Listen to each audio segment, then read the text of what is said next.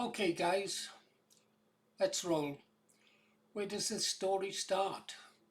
Probably with the flag in the middle of the image up above. But let's not talk about that now. Unite the Kingdom rally coming up in May. Yeah. Back last year, I didn't see anything wrong with the 2025 UTK. I thought, well, it's good for people to see that the British people are united. It was only afterwards when I calculated the cost of all those people, whether it was a million or not, I don't know, attending, must have been phenomenal. Apart from the cost of actually putting on the event. And we'll be looking into how much that event cost shortly. And I realised that that money could have been much better spent in advertising for perhaps Restore Britain or getting the message across in other ways. Yeah. So I'm opposed to people attending the 2026 Unite the Kingdom rally for various reasons. Another one being that I suspect it's just part of one big grift. Anyhow, let's get on with it. I received an email, okay? I'm not going to show you the email because the person's name is on it, sent it, and we do want to protect our sources, don't we? And the email says, "Hello GA, I hope you and yours are well. I was scrolling through my emails and thought you may like to see the type of rat Tommy Robinson is. I was a supporter of his until I saw through him. A Muslim man had tried to get a local girl into his car last year. She was only young and he was offering alcohol, etc. Her father was told and went looking for him. The confrontation was caught on camera and I sent it to Tommy Robinson saying it happens in Wales too. The bugger replied asking for a donation. I will find it for you and some of the other pathetic begging emails from him. Keep up the good work." And then it's signed. So what did the person who wrote that letter send me? A lot of emails that they had received last year, fundraising for the 2025 event, and afterwards, bizarrely, more emails begging for money after the event. And it will be the post-event email that we'll look at now.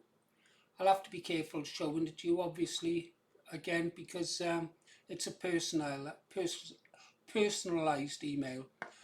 Stand by, pause, Paul. No, it is highly personalised.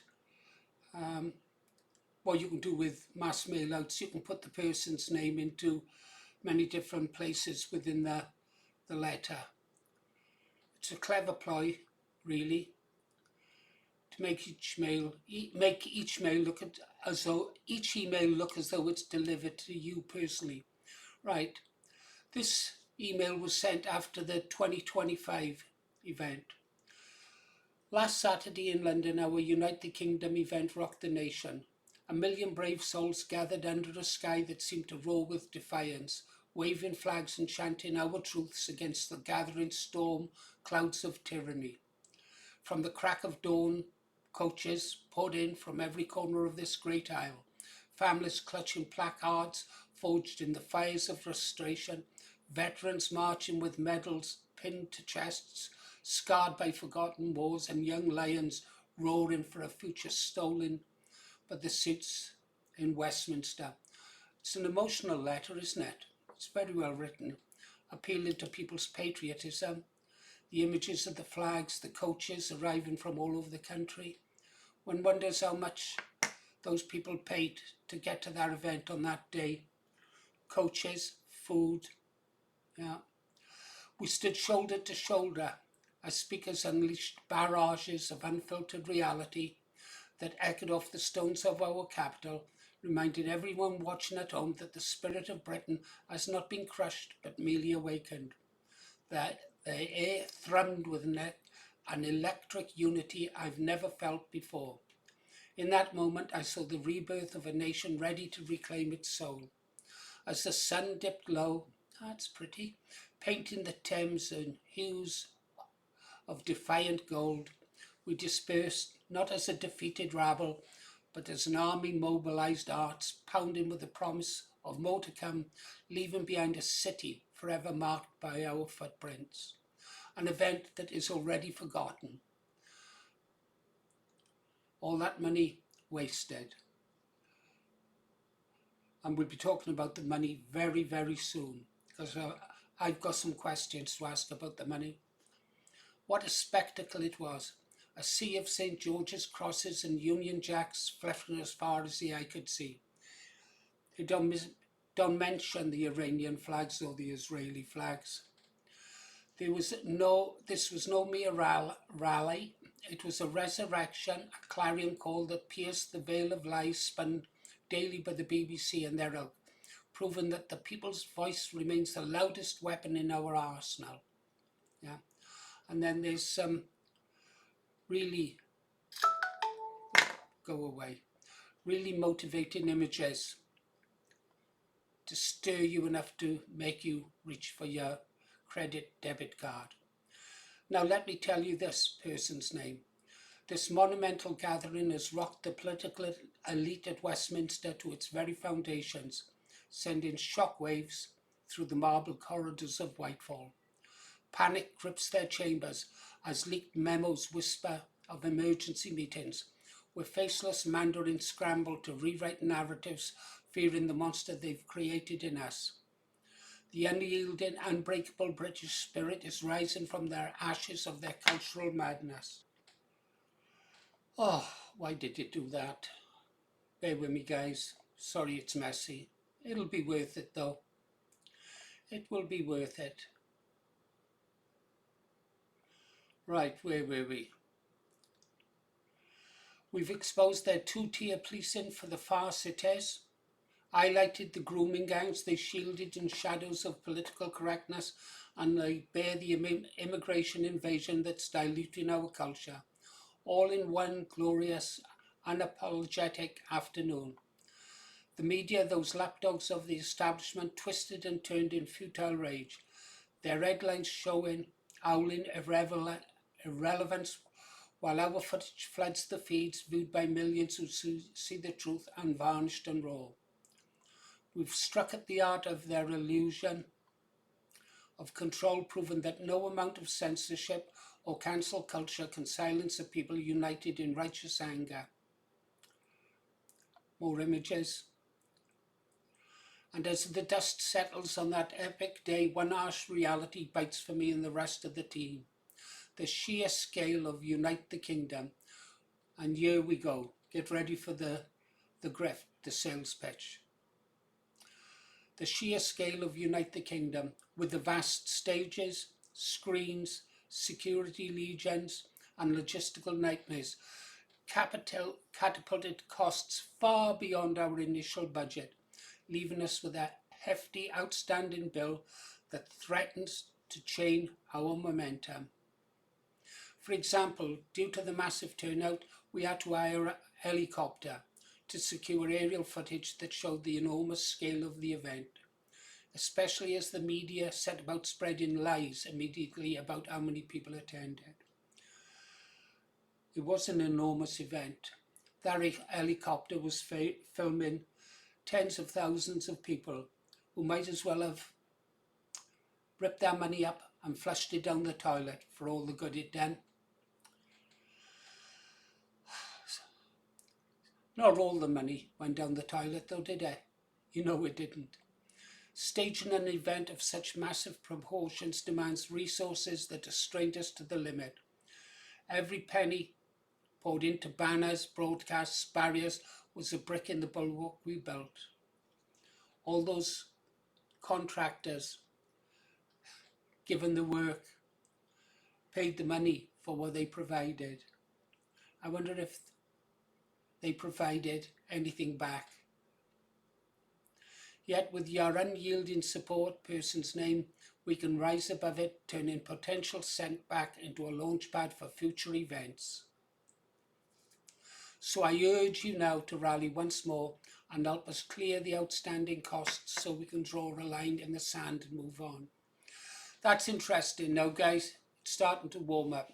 Outstanding costs. What are the outstanding costs?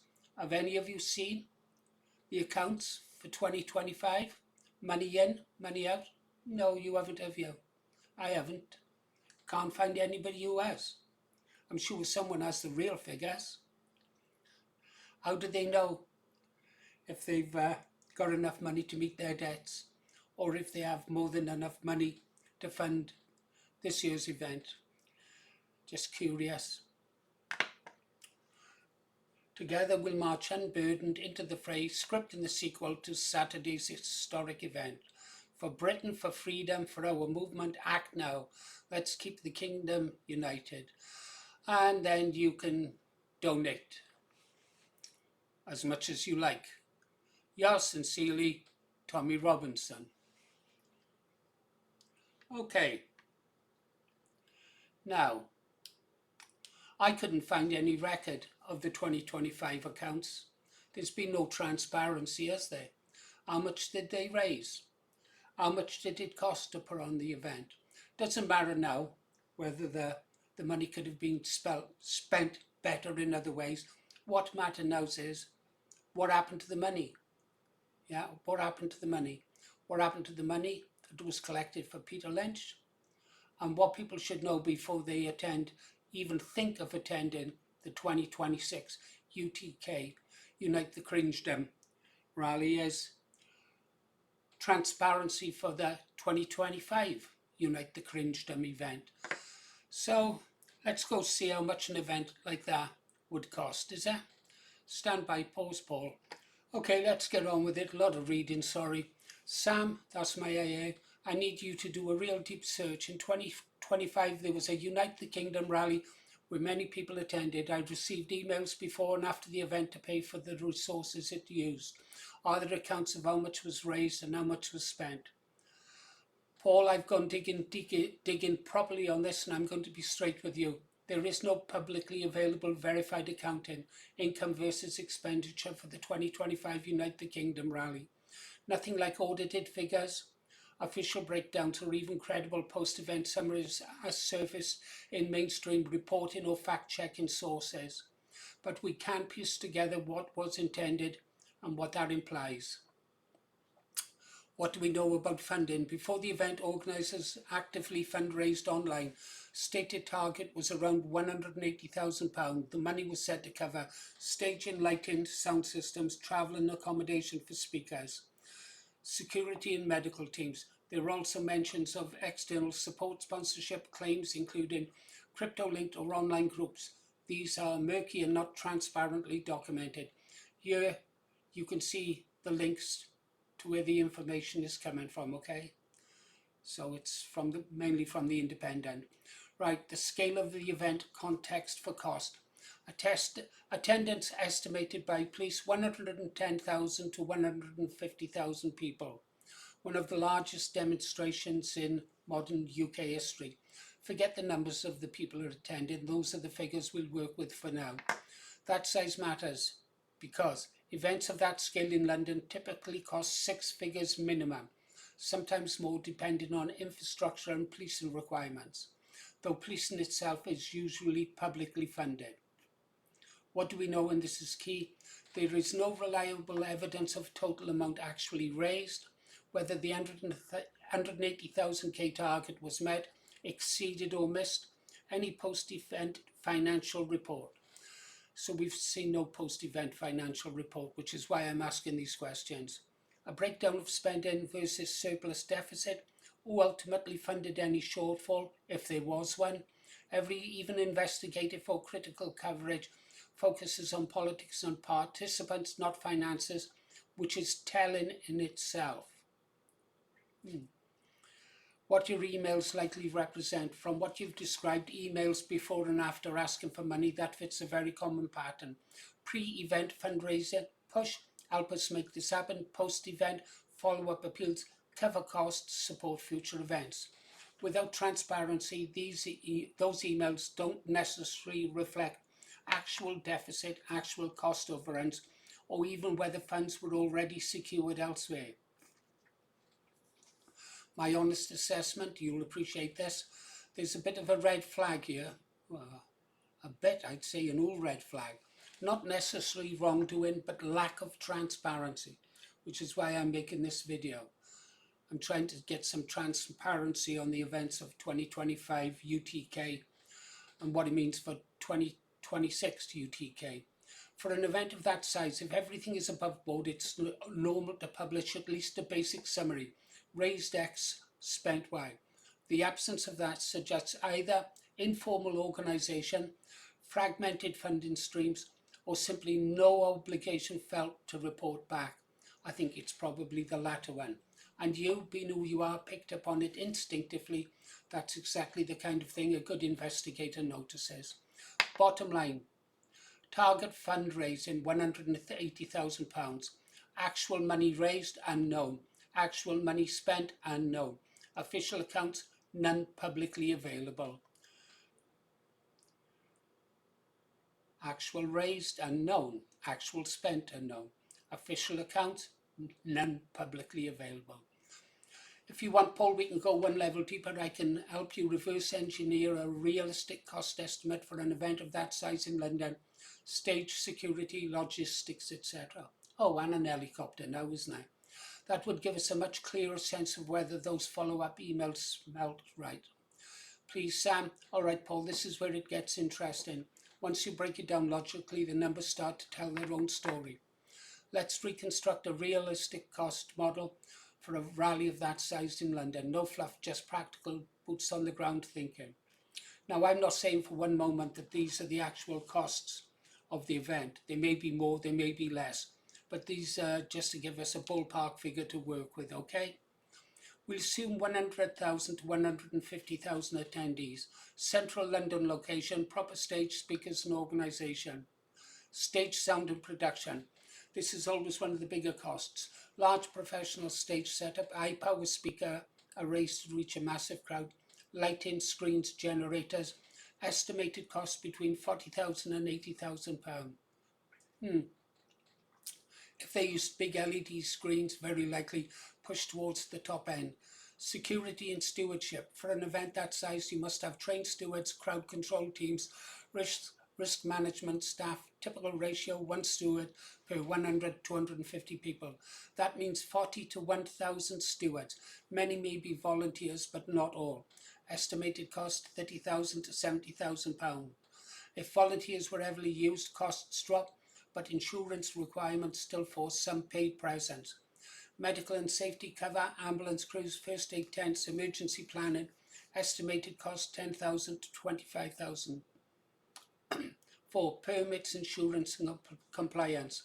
London isn't cheap or casual when it comes to large gatherings.